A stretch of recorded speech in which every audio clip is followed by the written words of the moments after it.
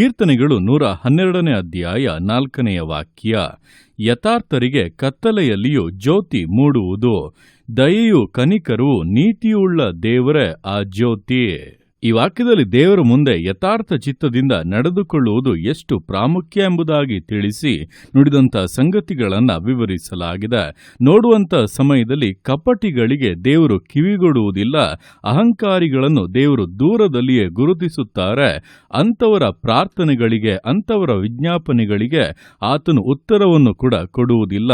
ಆದರೆ ಕಪಟತನಗಳಿಲ್ಲದೆ ಯಥಾರ್ಥವಾದಂಥ, ನೀತಿಯುಳ್ಳಂಥ, ಉತ್ತಮವಾದಂಥ ಜೀವಿತವನ್ನು ನಡೆಸುವವರ ವಿಷಯವಾಗಿ ಆತನು ಯಾವಾಗಲೂ ತನ್ನ ಭುಜಬಲವನ್ನು ತೋರಿಸುವುದಕ್ಕೂ ತನ್ನ ಕಾರ್ಯಗಳನ್ನು ಮಾಡುವುದಕ್ಕೂ ಸಿದ್ಧನಾಗಿದ್ದು, ಯಥಾರ್ಥರಿಗೆ ಕತ್ತಲೆಯಲ್ಲಿ ಕೂಡ ಜ್ಯೋತಿ ಮೂಡುವಂತೆ ಕಾರ್ಯಗಳನ್ನು ಮಾಡುತ್ತಾನೆ. ಆ ರೀತಿಯಾಗಿ ಉದಯಿಸುವಂತ ಜ್ಯೋತಿ ಯಾವುದೆಂದರೆ ದಯೆಯು ಕನಿಕರವು ನೀತಿಯು ಉಳ್ಳಂತ ದೇವರೇ ಆ ಜ್ಯೋತಿ ಎಂಬುದಾಗಿ ವಾಕ್ಯವು ಸ್ಪಷ್ಟವಾಗಿ ಹೇಳುತ್ತದೆ. ಅಂದರೆ ಯಥಾರ್ಥರಿಗೋಸ್ಕರ ದೇವರೇ ಎದ್ದೇಳುವರು, ದೇವರೇ ಅವರ ಮಾರ್ಗದಲ್ಲಿ ಆ ಬೆಳಕನ್ನು ಉಂಟು ಮಾಡುವರು. ഇരുಳು ನೀಗಿ ಹೋಗುವಂತೆ, ಬಲಹೀನತೆಗಳು ಇಲ್ಲದೆ ಹೋಗುವಂತೆ ಕರ್ತನ ಬಲವು ಪೂರ್ಣವಾಗಿ ಸಾಧಕವಾಗುವುದು.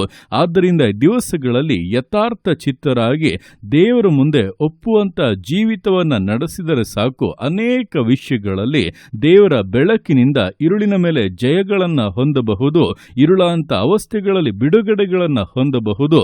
ಕರ್ತನ ಮಹತ್ಕಾರ್ಯಗಳು ಜೀವಿತದಲ್ಲಿ ಸಂಭವಿಸುತ್ತವೆ. ಆದರೆ ಸೈತಾನನು ಅನೇಕರನ್ನು ಮರಳುಗೊಳಿಸಿ ಯಥಾರ್ಥವಾಗಿ ನೀತಿವಂತಿಕೆಯಿಂದ ನಡೆದುಕೊಂಡರೆ ಈಗ ಬದುಕುವುದಕ್ಕಾಗದು, ಕಪಟತನದಲ್ಲೇ ಜೀವಿಸಬೇಕು, ಕುತಂತ್ರಗಳನ್ನೇ ಮಾಡಬೇಕು, ಮತ್ತೊಬ್ಬರನ್ನು ಮೋಸ ಮಾಡಿಯೇ ಜೀವಿಸಬೇಕು, ಅದೆಲ್ಲ ನಮಗಿರುವಂತಹ ಸಾಮರ್ಥ್ಯಗಳು, ಕಲೆ ಎಂಬುದಾಗಿ ಹೇಳಿಕೊಂಡು ಕೆಲವೊಮ್ಮೆ ಕೆಲಸದಲ್ಲಿ, ವ್ಯಾಪಾರಗಳಲ್ಲಿ, ವ್ಯವಹಾರಗಳಲ್ಲಿ ಅಷ್ಟೇ ಯಾಕೆ ಸೇವೆಯಲ್ಲಿ ಕೂಡ ಕಪಟಿಗಳಾಗಿ ನಡೆಯುವಂತೆ ಪ್ರೇರೇಪಿಸುವಂತ ದುರಾತ್ಮದ ಕಾರ್ಯಗಳು ನಡೆಯುತ್ತಾ ಇವೆ. ಇದಕ್ಕೆ ಬಲಿಯಾದಂಥವರ ಸಂಖ್ಯೆಯು ಕೂಡ ಈ ದಿವಸಗಳಲ್ಲಿ ಹೆಚ್ಚಾಗಿಯೇ ಇದೆ. ಅಂಥವರು ದೇವರಿಗೆ ಅಸಹ್ಯ, ಅವರ ಪ್ರಾರ್ಥನೆಗಳು ದೇವರ ಸನ್ನಿಧಾನಕ್ಕೆ ಮುಟ್ಟುವುದೇ ಇಲ್ಲ. ಅಂಥವರ ನಾಶನವು ಅತಿ ಸಮೀಪವಾಗಿದೆ.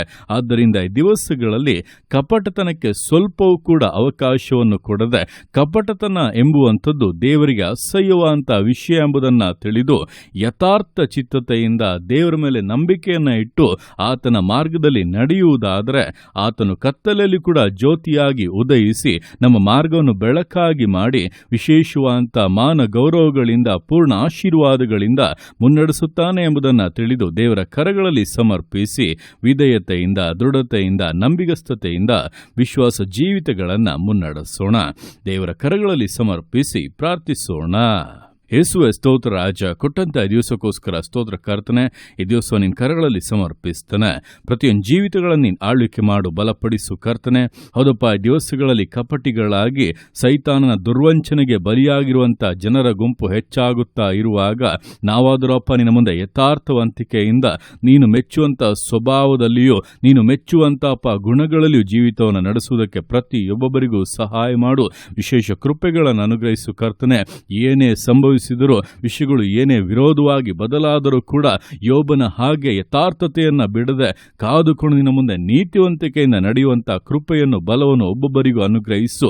ನೀನ್ ಕರ್ತನೆ ದಯೆಯು ಕನಿಕರು ನೀತಿಯುಳ್ಳಂಥ ದೇವರಾಗಿ ಇರುಳಿನ ಮಧ್ಯದಲ್ಲಿ ಅಪ್ಪ ಜ್ಯೋತಿಯಾಗಿ ಉದಯಿಸಿ ಕಾರ್ಯಗಳಲ್ಲಿ ಬಿಡುಗಡೆಯನ್ನು, ಅದ್ಭುತಗಳನ್ನು ಮಾಡುತ್ತೀಯ. ಅದಕ್ಕೋಸ್ಕರ ನಿನಗೆ ಸ್ತೋತ್ರಗಳು. ಜೀವಿತಗಳು ಹಿಂದೆ ಬದಲಾವಣೆಯನ್ನು ಕಾಣಲಿ, ಹಿಂದೆ ಅದ್ಭುತಗಳು ಸಂಭವಿಸಲಿ. ಯೇಸು ಕ್ರಿಸ್ತನ ನಾಮದಲ್ಲಿ ತಡೆಗಳು ಮುರಿಯಲ್ಪಡಲಿ, ಅತಿಶಯ ಕಾರ್ಯಗಳು ನಡೆಯಲಿ.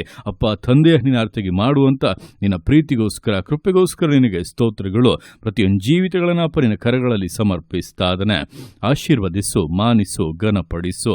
ಎಲ್ಲೋ ನಿನ್ನ ಕರಗಳಲ್ಲಿ ಸಮರ್ಪಿಸಿ ಎಲ್ಲ ಸ್ತುತಿಯನ್ನು ಮಾತ್ಮನಿನೊಬ್ಬನಿಗೆ ಸಲ್ಲಿಸಿ ಯೇಸುವಿನ ನಾಮದಲ್ಲಿ ಬೇಡುತ್ತೆ ನಮ್ಮ ತಂದೆಯೇ. ಆಮೇನ್, ಆಮೇನ್.